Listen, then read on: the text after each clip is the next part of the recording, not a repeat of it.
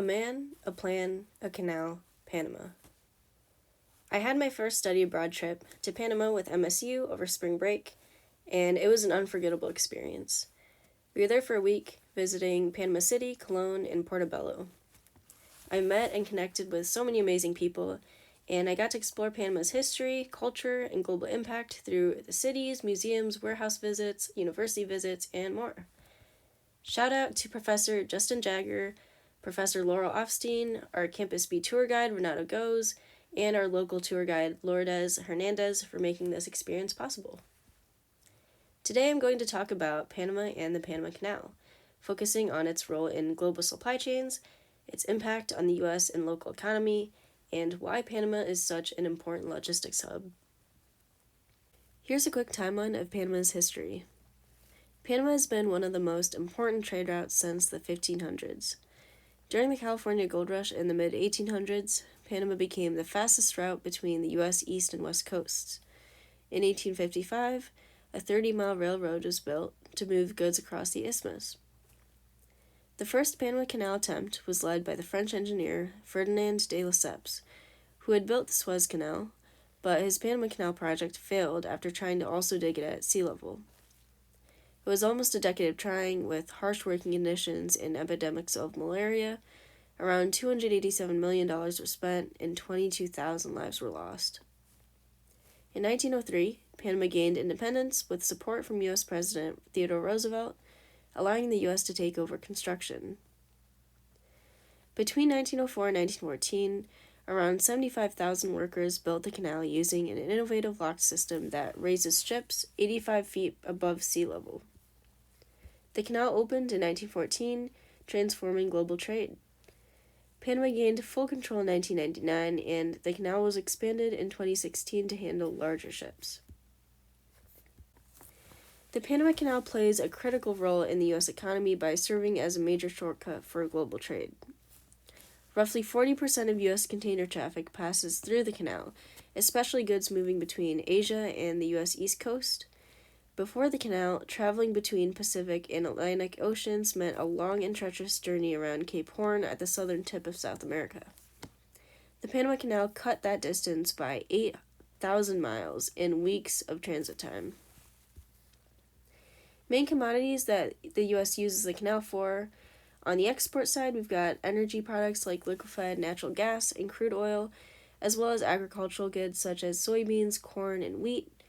On the import side, we've got manufactured goods like electronics, machinery, and clothing, as well as vehicles and auto parts. Some types of ships that go through the canal are container ships, dry bulk, chemical tankers, and specialized carriers. While the majority of traffic is commercial cargo, there are also a smaller number of other vessels such as military and passenger ships. Historically, the canal was heavily driven by military strategy, allowing the U.S. to quickly move naval ships between oceans. Today, military vessels still use the canal, but much less. Impact of the Panama Canal on local economy. The Panama Canal is the backbone of Panama's economy, generating billions in revenue and supporting industries like logistics, banking, and transportation. The Panama Canal also creates jobs, direct employment through canal operations, ports, warehouses, trucking, and trade services, and indirect employment through logistics hubs, air cargo terminals, cold storage, and free trade zones. During our trip, we saw how this impact extends beyond the canal itself. At the Colon Free Trade Zone, Panama functions as a regional distribution hub. This is one of the largest free trade zones in the world, where companies import goods, store them tax-free, and then re-export to markets across Latin America and the Caribbean. The zone supports thousands of jobs in warehousing, logistics, inventory management, and distribution.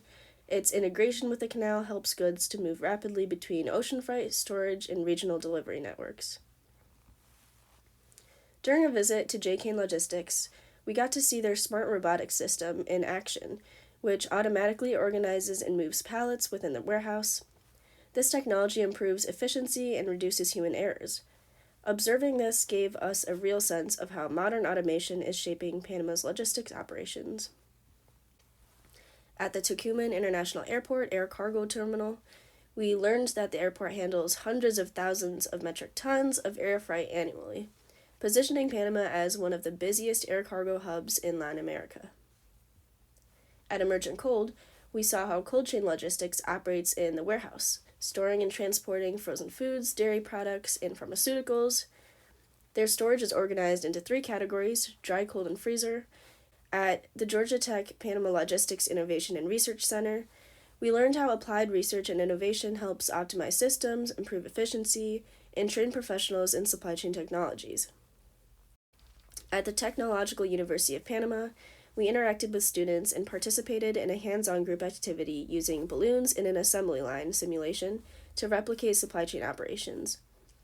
This exercise was fun, and we experienced the challenges and coordination required to manage a supply chain effectively. Through these universities and research centers, Panama develops their students and maintains competitive advantage in global supply chain. While the canal has brought economic growth, it has also had major cultural impacts. Construction of the canal required the creation of the artificial Gatun Lake, which flooded around 9,000 acres of some of Panama's most densely populated rural and agricultural regions. Many communities were relocated, with the majority being local farmers and indigenous people. The project also brought in workers from the Caribbean, Europe, Latin America, and Asia, creating a multicultural labor force that shaped Panama's cultural identity. Panama's geography is one of the main reasons it's become a global logistics hub. It's an isthmus connecting North and South America, allowing goods to move efficiently across continents, with the Atlantic Ocean on one side and Pacific Ocean on the other. At the center of this is the Panama Canal, which acts as a major shortcut between oceans, cutting about 8,000 miles compared to traveling around South America. The canal handles around 35 vessels per day and moves roughly 300 million tons of cargo annually. Panama uses all 6 major transportation modes. This includes ocean freight through the canal, trucking networks that move about 20,000 trucks per month, and a railway that can move over 1 million containers across the country in just 1 to 2 hours. In addition, Tucumán International Airport serves as a major air cargo hub, while pipelines transport oil and fuel across Panama. All of these systems are connected through intermodal logistics, allowing goods to move seamlessly between different modes of transportation. Supporting infrastructure like the Colón Free Trade Zone further strengthens Panama's role as a regional distribution hub. Overall, this integrated system reduces transportation time, lowers costs, and increases flexibility, making Panama one of the most important logistics hubs in the world. Here's some of Panama's metrics. Panama's nominal GDP, gross domestic product, is around $90 billion, with the canal contributing to around 7% of that.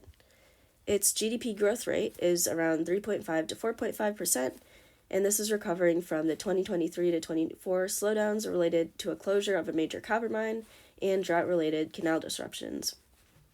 Its GNP, gross national product, is around $80 billion, which is slightly lower than its nominal GDP. This difference reflects the presence of foreign companies operating in Panama, where some income flows out of the country. Panama's debt-to-GDP ratio is around 60%, indicating a moderate level of government debt compared to its economy. This ratio has been influenced by several factors like the increased government spending during COVID-19, decreased canal revenue due to issues like drought in 2023 to 24, and ongoing investment in infrastructure to support its logistics sector. Panama's population is around 4.5 million, and its currency is the US dollar and Balboa. The rate of exchange for the Balboa has always been tied to the US dollar, $1 equals 1 Balboa, and Panama uses the US dollar for all paper currency alongside local Balboa coins. And last but not least, the future of Panama. One of the major ongoing issues in Panama is the water shortages. The canal relies on fresh water from Gatun Lake, which also serves as drinking water for the Panamanian people. Water shortages can limit canal operations, and the Panama Canal Authority prioritizes fresh water for Panamanians over canal usage. This highlights the economic and environmental challenges involved in managing such a critical resource. And as for the future of currency, Panama currently uses the global reserve currency, US dollar, and its local currency, the Balboa. Because these currencies are interchangeable, companies avoid foreign exchange risk when conducting international trade. Some countries are attempting to move to BRICS or Chinese currencies or cryptocurrencies such as Bitcoin in the future. Panama may use these as well in the future to encourage trade. This study abroad trip to Panama was truly amazing, and I got to learn so much through the visits and exploring the cities. While you're in Panama, make sure you go and experience all the beautiful places and learn about the culture while doing so.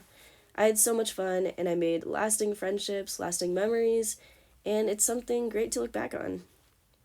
Here are my sources, and thanks so much for listening. Bye!